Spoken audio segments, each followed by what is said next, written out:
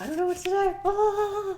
Hey everyone, welcome back to the Book Brood. Today I'm going to be talking about one book that I recently read and loved, spoiler alert, and that is The Wonder by Emma Donoghue. Honestly, this was like a 5-star read for me. This is the best book I've read in at least 6 months. It was fantastic. This book follows our main character, Lib Wright, and she is a trained nurse. So Lib is hired to watch and figure out what is going on this 11-year-old girl named Anna O'Donnell.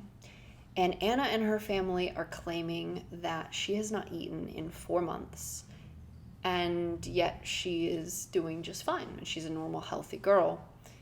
The only thing is she's not eating. So they are claiming that this is a miracle from God and are kind of acting like they're expecting Anna to be sainted.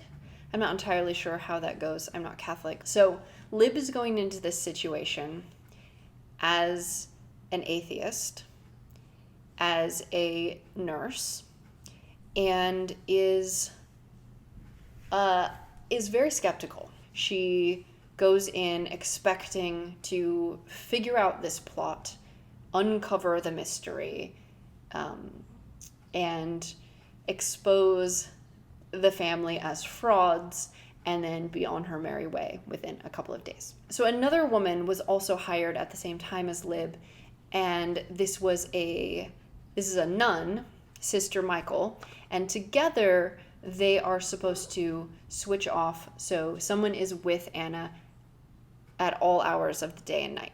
And so our main character, Lib, is immediately uncomfortable with the situation for so many different reasons. One reason is that she is not religious, and she views the family's religion as backwards and superstitious. She feels like these antiquated ideas have no place in the modern world. This happens maybe a decade after the potato famine, and that really comes into play. A lot of these poorer families have suffered greatly, and it really feels like the main thing pulling them through is their dedication to family and religion. And that's what they live for. They've kind of cut themselves off from like worldly comforts to the point of like unhealthy habits. And we see Lib really struggle to understand this. So we are in Lib's head the entire book. And we get to hear all of her thoughts that she filters before she speaks. And she is a very outspoken person, but her thoughts are much more accusatory and borderline racist, very much classist. She has a very particular view of the world, and everything around her is contradicting that. And she's feeling like a fish out of water because she is the outsider from London coming in. She feels like she's constantly putting her foot in her mouth and committing these faux pas, and at the same time feels angry that she's being made to feel like the ignorant one, when she feels like she is definitely better than everyone here in this tiny little rural town. And she is being challenged by everyone around her. While I was reading this, I felt like I really felt like I could smell the greenery around me. I felt like I could almost feel like I was walking through these muddy fields. Like I felt like I was there. The atmosphere was just brilliant. So, things I really loved about this book, obviously the atmosphere, the flawed characters, the fact that the story feels like you're peeling it back in layers. You see everyone on the surface, and then you start to slowly figure out the motivations, the reasons behind their thinking, the reasons behind the beliefs that they hold, the reasons behind the actions that they take. And it's a slow reveal. And almost every character feels like they have that depth and that reveal. One thing I will say is there is one character, William Byrne, and he is a reporter who's trying to figure out the story and trying to report on the story. And I feel like this character lacked the depth that most of the other characters had. And I feel like this character was really put here as a mirror to show our main character, Lib, kind of reflect her own views and attitudes back at her and make her reflect on that. And this character was too perfect, too convenient, too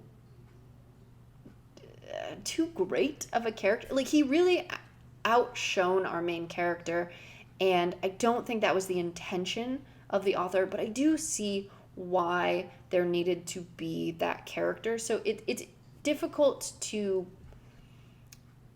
complain too hard, because I do think that character needed to be there. I just think that it was slightly a little too much of him stealing her story, if that makes sense.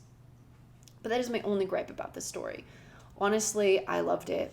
I think that the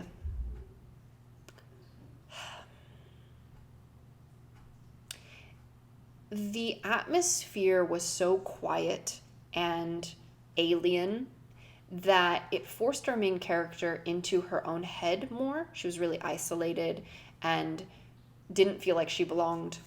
And she spent so much time obsessively thinking and trying to figure things out.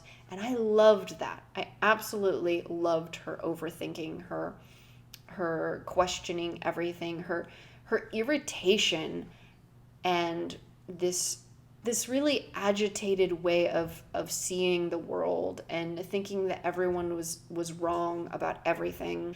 I do highly recommend this for people who love atmosphere, who love deep character stories where you're just really stuck in one person's thoughts and feelings, and not so much a mystery. Honestly, I do not think that this is a strong mystery. I think it just lends to the atmosphere of the place and their deep-rooted superstitions. Anyways, I don't want to spoil, obviously, the big reveal. Is this a miracle? Is this a hoax? Is there, what's going on here? You know, the whole mystery.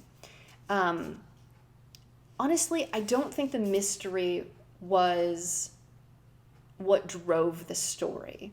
I think it had to be there for plot, but I think this was really more about introspection and atmosphere and questioning one's place and their beliefs, and sometimes the fact that your beliefs do not line up with the place. And I absolutely thought this was wonderful. So that is what I think about The Wonder by Emma Donoghue. Let me know if you've read this already and what you thought about it. And I will talk to you guys again soon. Okay, bye.